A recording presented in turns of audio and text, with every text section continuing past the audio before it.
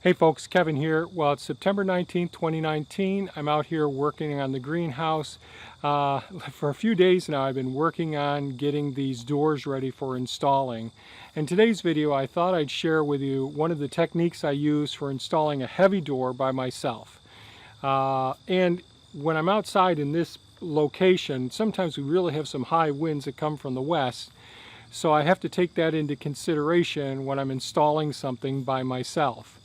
And you may be in the situation where you need to install a door by yourself. So there's some steps that I go through in order to try and minimize the amount of times that I've got to actually handle the door.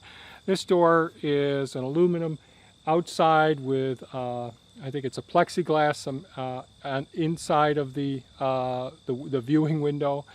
But the interior part is either galvanized or stainless steel angle iron. So this is well over 100 pounds, this door is.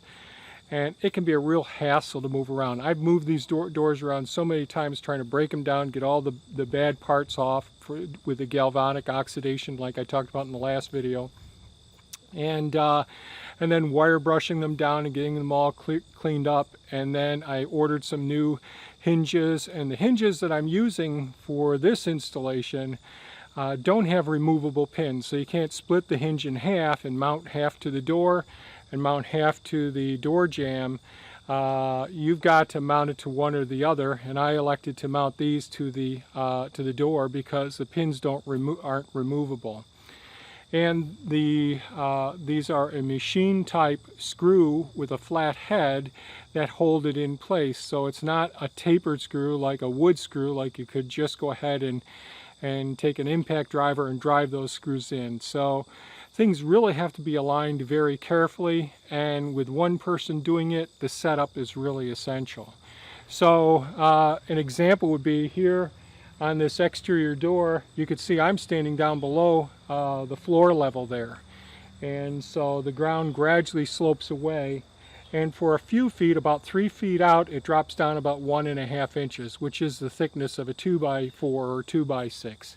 So I went ahead and laid down 2x6s going parallel with the south wall of the building until I got it to a height that's about 1.5 inches below the level of where the door is, or 1 3/4 inches. Then I went ahead and made a platform going perpendicular to the south face, putting basically like a little deck, a temporary deck there. And then the next thing is that since the winds come out of the west, and they could come up at any time because we've had no cloud cover today, when the sun comes up, the winds can really pick up. So on the east side of the door, I went ahead and put a diagonal 2x6 that was C or F clamped to the frame of the greenhouse, and then a stake was driven into the ground to keep that 2x6 from moving at all once I set the door up against the 2x6. And I offset the 2x6. It was right close, 1 inch away from the top of the door and 2.5 inches away from the base of the door. And that would allow it to actually cock a little bit if I needed to twist the door to get the hinges in alignment for start setting the screws.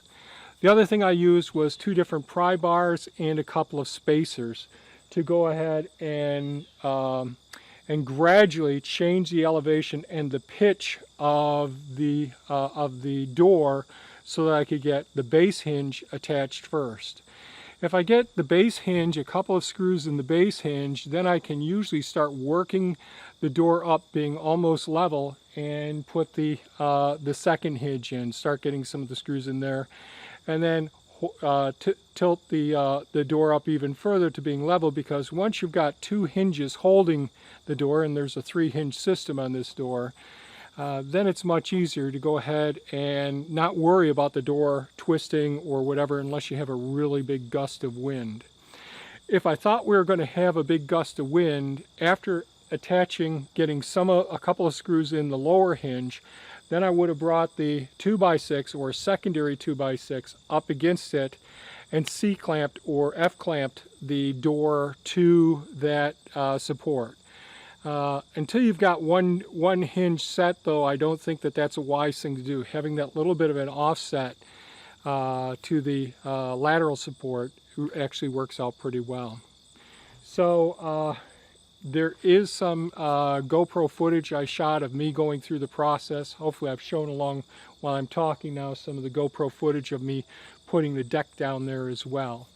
It isn't finished yet. I have some more work to do. I've painted some of the Hardie backer board, and that's a large content of Portland cement with no wood fillers or other materials that can be that can attract moisture or mold. So this is a moisture resistant, mold resistant material, and I think it helps to go ahead and paint it ahead of time. So I painted some of the pieces that I'm going to use as spacers for this area. Otherwise, I use pressure treated wood there in hopes that it's going to last quite some time being up away from the moisture. However, we get large amounts of snow during the winter months, so the snow can easily be well up over the pressure treated boards here on the side. Fortunately, we can go through the work area to get in and out of this building. So that's not essential. So there could be a great big drift across this back end and us not be able to get access out of the building during the winter months. So there'll be some GoPro footage. I'll try to edit it down or speed it up, of the process of me going through, leveling it, and getting the screws in bit by bit. It took me probably an hour. I don't know how long it took me, but it took me quite some time to get that door mounted in there. Then the rest of the process is doing the fillers and all. I'm still waiting for some large stainless steel bolts to secure the other side of the jamb on both doors. I've gotten the handles installed at this point, so we're making pretty good progress. So if you found this video of value, please give us a thumbs up. If you have any thoughts, comments, or questions, please leave them below. And certainly, folks, have a great day.